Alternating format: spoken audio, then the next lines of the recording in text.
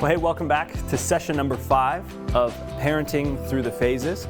And Morgan alluded to it last week. This session, we're going to talk about faith. So first thing I want to say, if you have somehow jumped on one of these labs and you're actually not a faith person, you're not a Jesus follower, but you just wanted to learn a little bit about parenting.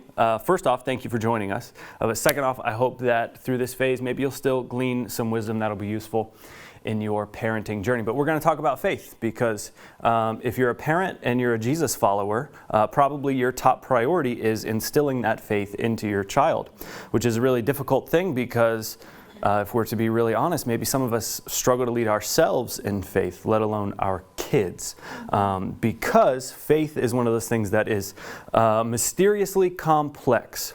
But also what I hope to show us through this session, it is also beautifully simple. So let's get into it. Have you ever noticed that every parent ever wants the same thing for their kid? A better future. Every parent, no matter the background, ethnicity, religion, whatever it is, they all want a better future for their kid. But if you were to ask parents, even if we were to ask those of us in the room today, how do we give our kids a better future? That's where our agreement will probably end. A lot of parents point to things like a certain college degree, a good paying job, a healthy marriage, life-giving friendships, maybe a particular faith, whatever it is. I think that if we were to boil down the 3 keys to giving our kids a better future, it is this: smarter decisions, stronger relationships, and deeper faith. And not necessarily in that order. And I actually think it is possible to boil those 3 things down even to just one thing. 2,000 years ago, some religious leaders asked Jesus, what is most important to God? What's the most important commandment? And Jesus' answer is really popular. You probably all know it. He said this: the greatest commandment is to love the Lord your God with all your mind, soul, and strength. And then what Jesus did is actually really peculiar. He reached back into the 600 plus commandments of Moses and pulled out a single phrase and connected it to what he just said. He said, love your neighbor as yourself. Jesus took how we should respond to God and connected it to how we treat others. I think he was trying to make it clear that one, life and faith are not mutually exclusive but inherently connected, and that 2, faith is not about a list of commands, but is about responding to relationship. I think what Jesus was simply trying to say is that love matters. Loving God matters. Loving people matters. And loving your life matters. So I think we can actually summarize everything in life and everything we want for our kids with the Great Commandment. So what does this have anything to do with parenting? Well, I want us to think about 3 things, or maybe imagine in your mind 3 dials, and that by turning these 3 dials up, you are going to increase the level of satisfaction that your child will experience in their life, and they all connect back to loving God. And so the first dial is wonder. And wonder, this affects a child's imagination and thinking about God. The second dial, discovery. It affects the kid's emotional and moral response to God. And then third, passion. It affects how a kid's relationships to other people reflect God's love. And these 3 dials are constantly being turned by us, their parent, and by culture. I mean, if you think about companies like Disney, imagine the way that they market to kids. It's like they understand kids' imaginations not only want to be stimulated, but they need to be stimulated. It's like kids walk around with a sign around their neck that says, amaze me, inspire me, motivate me, move me. And that's what our job is as parents is when it comes to faith. We need to amaze a kid's mind to imagine God, how big he is, how grand he is, how powerful he is. We need to inspire a kid's will to follow God, and we want to move a kid's life to serve God. So maybe think about it this way. Every time you pray with your child, tell them a Bible story. Talk about what they learned in church that day. Explain where the universe came from. You are turning one of those 3 dials. And by turning those dials, you can affect a child's life so much that it actually changes the way they relate to God.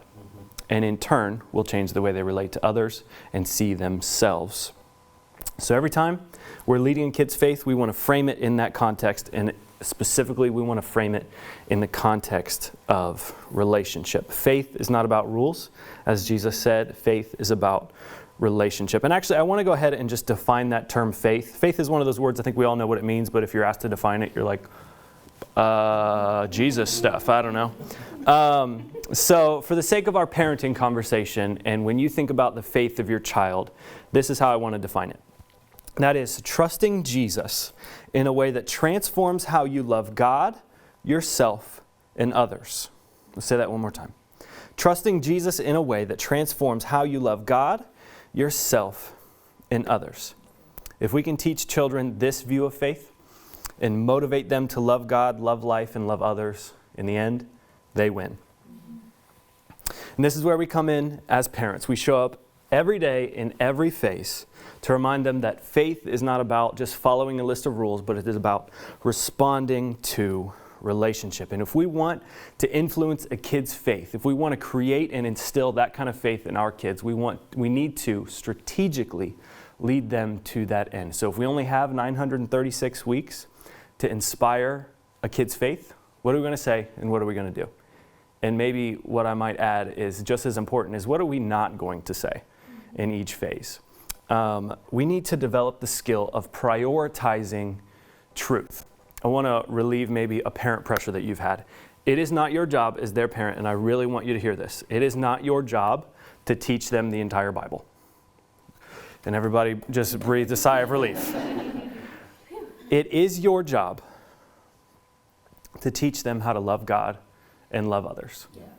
I want to say it again because this is so important, and I think so many parents, when it comes to leading their kids in faith, think, if they don't know what happened in Leviticus chapter 3, then I'm failing. Okay, I'm a pastor and I don't know what happened in Leviticus chapter 3 off the top of my head. It's okay. It is not your job to teach them the Bible cover to cover.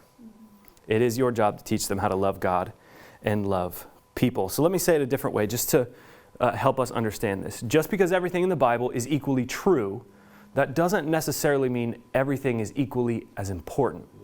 Let's go back to how Jesus answered the question the Pharisees asked him. It's actually what he didn't say that would have made a very obvious point to them. What he didn't say was, well, all the commandments of God are really important, so there is no greatest commandment. He actually prioritized truth by explaining the great commandment. And then what he did is actually really important. He actually reorganized the entire Bible around the great commandment with a single phrase. He said this: all the law and the prophets hang on this commandment. So everything in the Bible, maybe everything about faith, can be summarized with love the Lord your God and love your neighbor as yourself. So what if we prioritized teaching kids faith the way Jesus said it's already organized? What if we would focus solely on teaching our kids to love God and love others, and in turn, loving themselves? I want you to remember that there is a profound difference when kids live out their faith as a response to relationship as it is when it's just simply trying to keep the rules. And let me show you kind of how this would play out. So I said in our earlier session, I have a 3-year-old right now. And so maybe we're getting to the age where he may intentionally start to tell a fib here and there. I have 2 approaches that I can take. If I'm going to take the follow the rules approach, I'm going to say don't lie because it's wrong. But if I'm going to take the love approach, I'm going to say don't lie because it's unloving to other people to lie. There's a very different, when we teach kids, we want to frame it in the context of love and relationship, not just don't do that because some book written thousands of years ago says so. We want to frame it in the context of relationship. And one last thing I want to leave us with. I don't mean this to be maybe insulting to your parenting ability because you are the greatest parent for your kid, but you cannot lead your kid's faith alone. You need other adults echoing and emphasizing the same things that you're emphasizing, which is why it is so vitally important that your kids are in church. And I don't mean in church where you go and you listen to a sermon that's meant for adults. I mean, they need to be a part of a kids ministry where they can sit in with kids their age and have a teacher that's ready to teach them at their level how to love God and love people in a way that applies to their life when they're 4 or when they're in 6th grade.